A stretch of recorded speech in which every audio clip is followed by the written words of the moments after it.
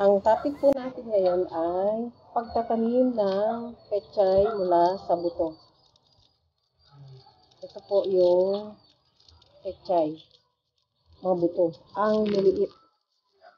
Ito pong pechay na to ay nahingi ko po ito sa Bureau Plant Industry sa San Andres, Malate.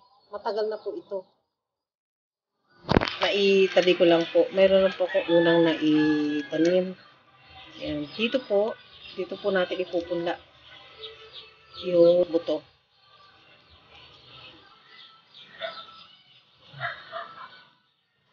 Ayan. Maliliit lang po.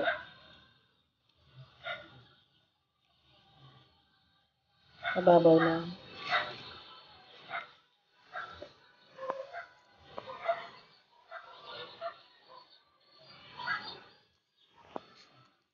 Tapos, patungan lang po natin ng manipis na lupa para madali pong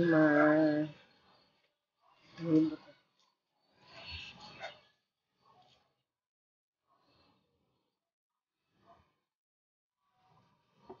Ang gusto po ng pechay ay lagi po siyang i-cultivate. Lagi po siyang i-cultivate. Ang ginagamit ko po ditong pataba ay chicken manure. Ang chicken manure ay rich in nitrogen. Kaya ang pechay po ay gustong-gusto po ng chicken manure. So, titignan nyo po.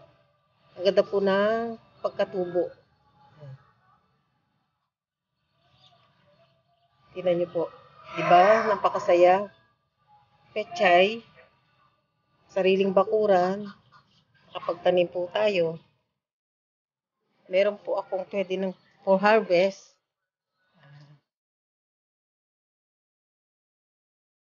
Ito po ang aking mga tanim na pechay. Meron na po tayong aanihin. Hindi na po natin kailangan bumili.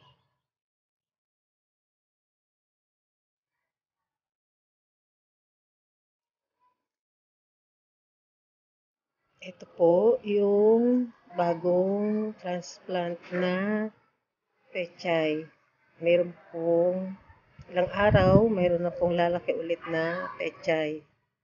Ito naman po yung naunang naitanim. Ready for harvest na po ito. Pwede na po itong panglaga. Pwede po itong panghihisa. Ayan. Meron na po tayo. Pechay. Salamat po ulit sa panonood. Hanggang sa susunod po natin na video. Thank you po ulit. God bless and take care. Sa mga hindi pa po nagsusubscribe, subscribe na po tayo. At i-click niyo po yung notification bell para ma-update po sa ating susunod na video. Bye!